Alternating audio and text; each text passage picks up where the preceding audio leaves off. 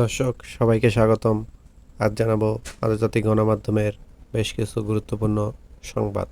ইরানের আকাশে একটি মার্কিন যুদ্ধবিমান ভূপাতিত হয়েছে বলে জানিয়েছে একাধিক আন্তর্জাতিক গণমাধ্যম।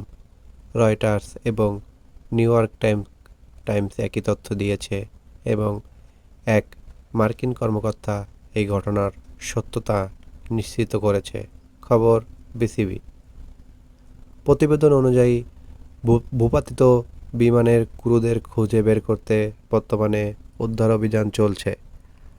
আলাদাভাবে ওয়াল স্ট্রিট জার্নালও জানিয়েছে, ক্রুদের উদ্ধারে যুক্তরাষ্ট্র স্বয়ংক্রিয় অভিযান পরিচালনা করছে।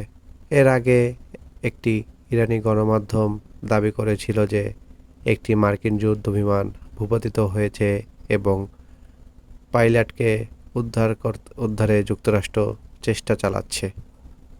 দক্ষিণ লেবাননের গুরুত্বপূর্ণ পানি সরবরাহ অবকাঠামোতে দখলদার বাহিনীর হামলার ফলে বহু এলাকায় জরুরি সেবা ব্যাহত হচ্ছে বলে জানিয়েছে সাউথ লেবাননের ওয়াটার এস্টাবলিশমেন্ট। চলমান যুদ্ধের জেরে ভয়াবহ জ্বালানি সংকটে পড়েছে পাকিস্তান। এমন পরিস্থিতিতে আগামী ৩০ দিনের জন্য রাজধানী ইসলামাবাদে সব গণপরিবহনে ভাড়া ফ্রি করার ঘোষণা দিয়েছে পাকিস্তান সরকার। শুক্রবার পাকিস্তানের স্বরাষ্ট্রমন্ত্রী মহসিন নাকভি এই তথ্য জানান।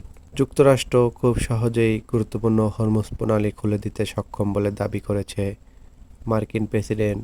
এর পাশাপাশি এখান থেকে তেল উত্তোলন করে বিপুল অর্থ আয় করতে পারবে বলে এমন কথাও উল্লেখ করেছেন আমেরিকার প্রেসিডেন্ট ডোনাল্ড ট্রাম্প।